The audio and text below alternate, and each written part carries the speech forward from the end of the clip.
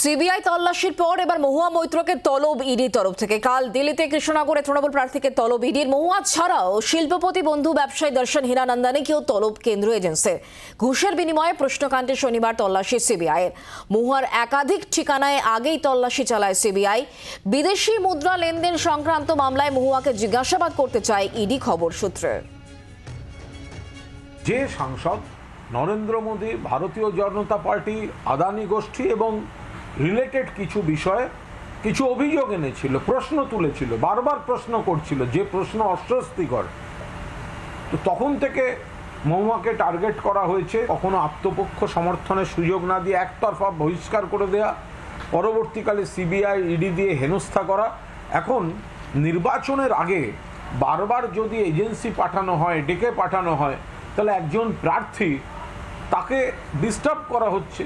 মহুয়া মৈত্রর বিরুদ্ধে যে চক্রান্তই হোক, মহুয়া মৈত্রকে যে ভয় পাচ্ছে বিজেপি, সেটা ইতিমধ্যেই প্রতিষ্ঠিত এবং মহুয়া মৈত্র আসন্ন লোকসভা নির্বাচনে জিততে চলেছেন আবার। আমাদের লড়াই মহুয়া মৈত্রর সঙ্গে রাজনীতির লড়াই, কোর্টের লড়াই নয়। মহুয়া মৈত্রর বিরুদ্ধে আমাদের দলের একজন সাংসদ একটি নির্দিষ্ট অভিযোগ এনেছিলেন যে তিনি দেশের আভ্যন্তরীণ নিরাপত্তাকে কম্প্রোমাইজ করে ফেলেছেন। মহুয়া মৈত্র তার পাসওয়ার্ড বিদেশি একজন ব্যবসায়ীকে সরিয়ে দিয়েছেন। এই নিয়ে এথিক্স কমিটি বসেছিল। মহুয়া দেবী তার বক্তব্য রেখেছেন। তার বক্তব্যেই তার বিরুদ্ধে ওঠা অভিযোগ প্রমাণিত এবং প্রতিষ্ঠিত হয়েছে। তারপর তিনি রাজনৈতিক বক্তব্য রেখেছেন, নরেন্দ্র মোদীকে আক্রমণ করেছেন, কিন্তু মূল সমস্যা থেকে সরে যাননি। এবং এটার সঙ্গে যদি বিদেশি মুদ্রা যুক্ত থাকে, অভিযোগ যেখানে অত্যন্ত গুরুতর, পৃথিবীর অন্যান্য কোনো দেশ হলে এতক্ষণ তো সেডেশনের মামলা শুরু হয়ে যেত। এখানে তদন্ত চলছে। একজন মহিলা নির্বাচিত জনপ্রতিনিধি সাংসদ ছিলেন, সদস্যপদ খারিজ হয়েছে, আবার নির্বাচনে প্রতিদ্বন্দ্বিতা করছেন। তার বাড়ি ইডি সিবিআই কেন যাচ্ছে, ক্যালেন্ডার দেখে কিনা সেটা আমাদের জানা নেই।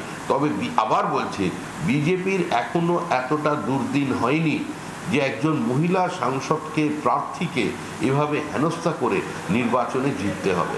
লক্ষাধিক ভোটের ব্যবধানে বিজেপি প্রার্থী এই নির্বাচনে কৃষ্ণনগর থেকে দিল্লি পৌঁছবেন। বাংলার আওয়াজ, বাঙালির আবেগ, জি 24 ঘন্টা।